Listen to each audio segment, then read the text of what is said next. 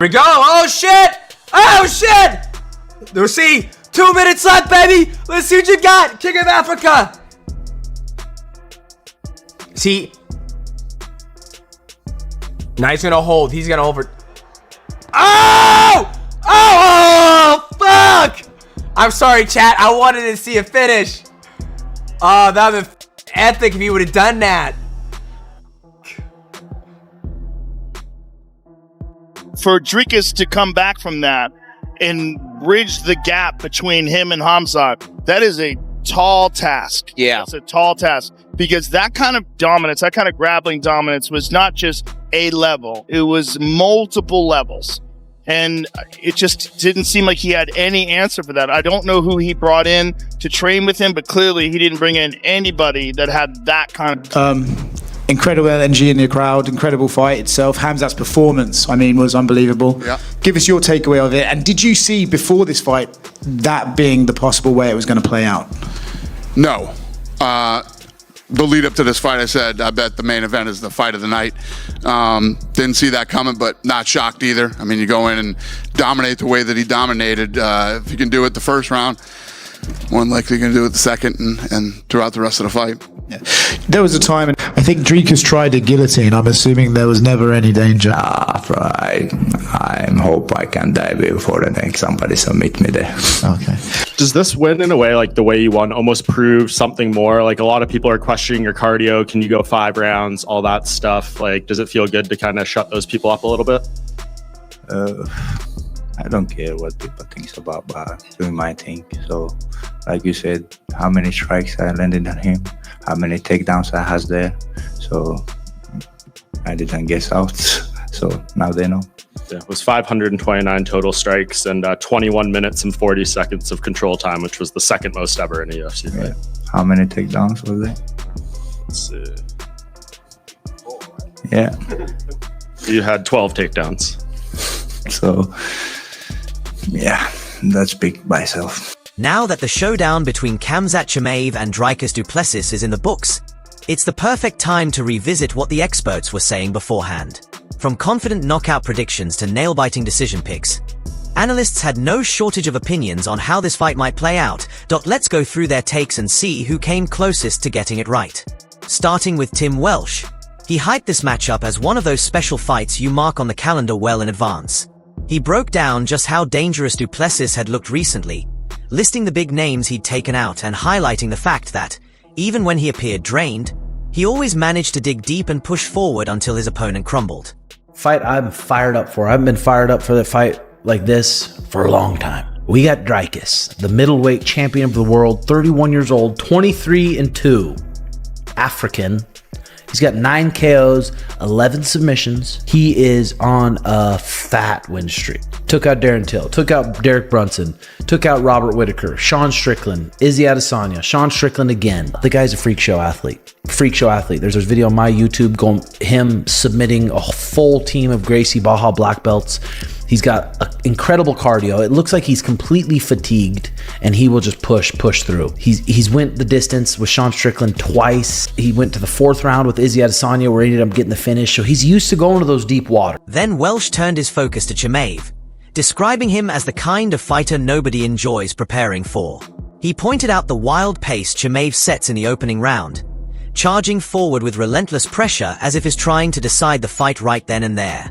But Welsh also noted the potential downside. If Chimaev wasn't able to put his opponent away early, momentum could quickly swing in the other direction. He's taken on the absolute freak show, Khamzat Chimaev, 6'2", 31 years old. He's 14 wins with 0 losses, 6 KOs, 6 submissions, and Khamzat is a freak. This guy would be a nightmare to prepare for. But all of his fights, he went to decision one time with Kamaru Usman, with Gilbert Burns also.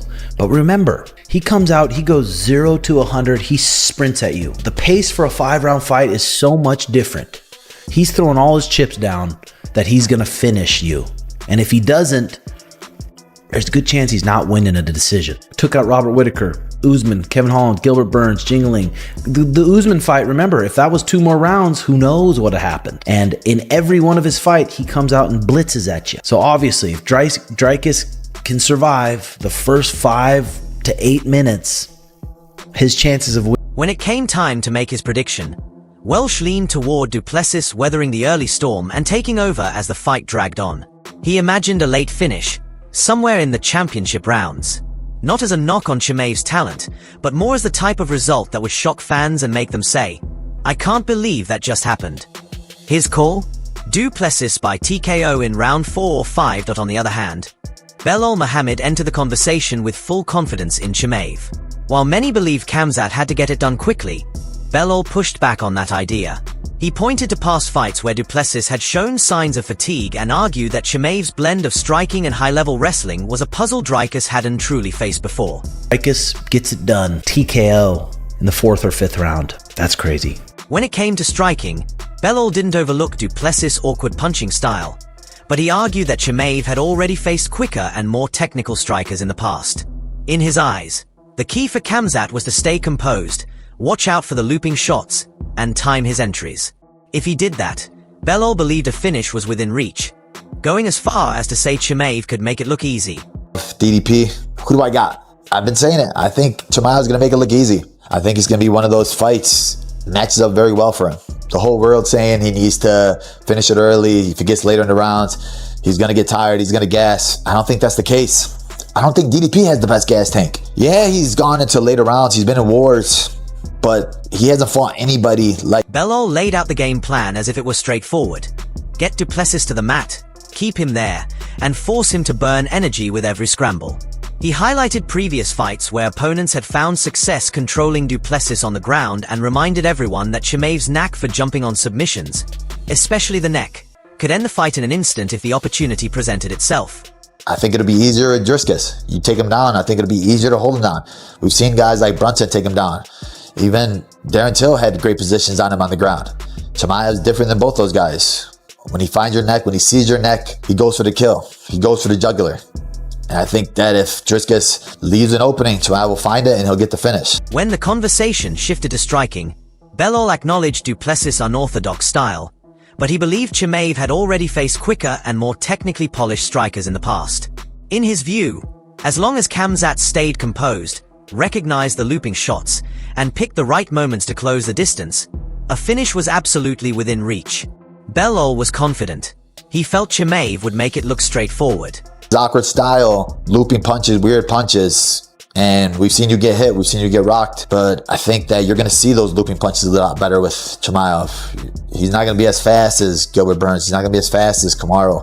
And when he shells up, he does have a really good shell. Just slow pace yourself. When he shells up like that, I think go for the shot. Take him down, hold him down, stay on top. Wear on him.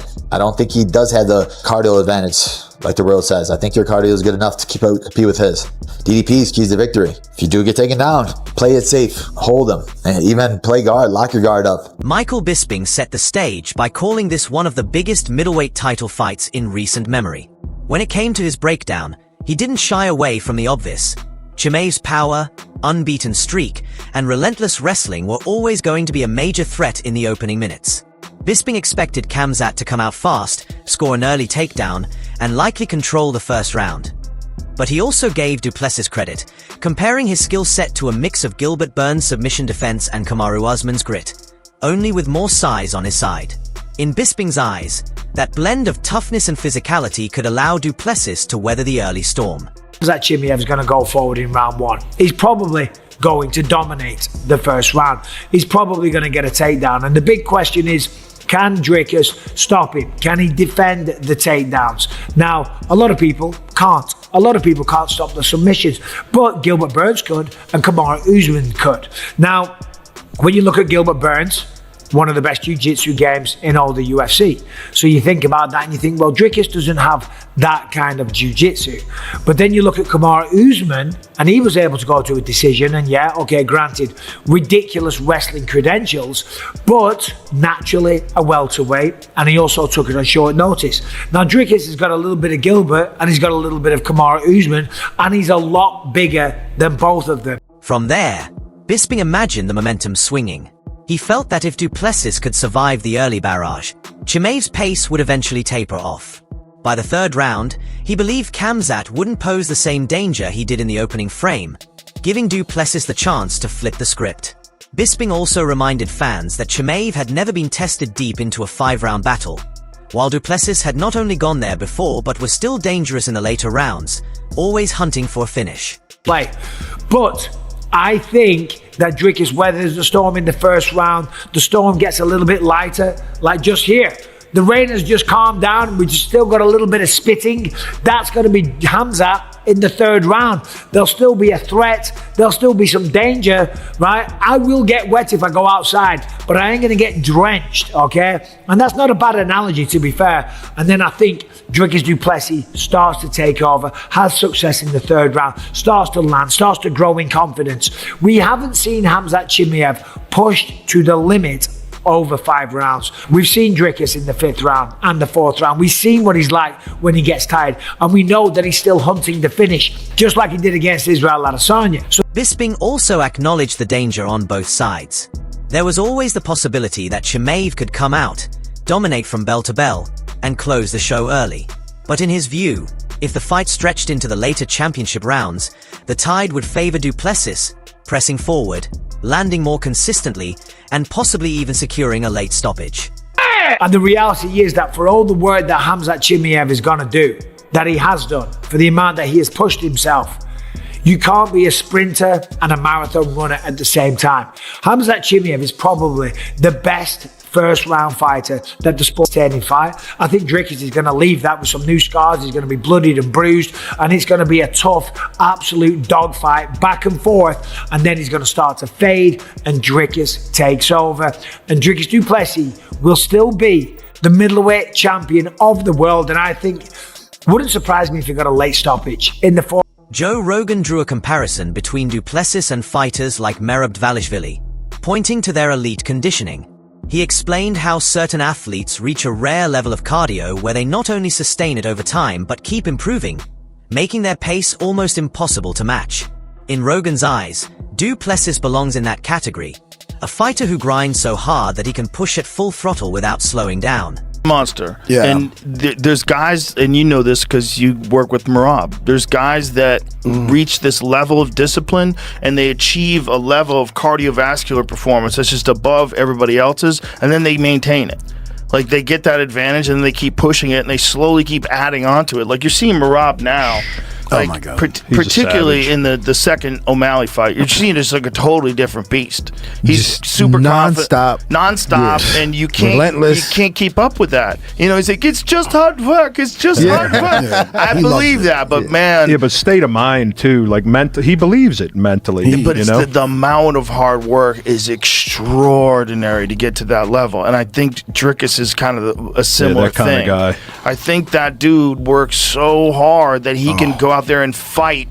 Rogan also pointed out that Chimaev had been working with renowned coach Sam Calavita, known for training names like TJ Dillashaw, Aaron Pico, and Arman Sarukian.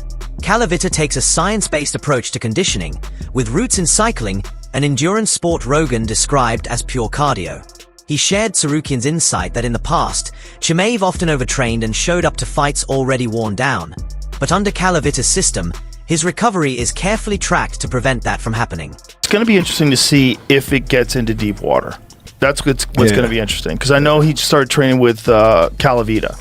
So he went for his conditioning. Yeah, he went to Sam Calavita, who trained TJ Dillashaw. Yep. He works with Aaron. Said the problem was Khamzat overtrained for every fight, and he would always come into fights worn out. And that was the difference between working with Calavita. That they're monitoring his actual recovery. They're making sure they're doing everything scientifically. Calavita, I think his background is in cycling. It was in endurance sport. Rogan highlighted Chimaev's speed advantage, especially given his background at welterweight. He referenced the pinpoint accuracy of his knockout against Gerald Meerschaert and the way he manhandled Kevin Holland as proof of both his sharp striking and his ability to toss opponents around on the mat.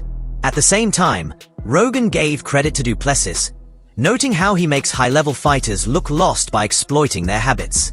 He pointed to the clever setup that led to his win over Robert Whittaker, reminding fans that while Du Plessis' movement may look unconventional, it's highly effective and carries real knockout power. Khamzat should be a good one.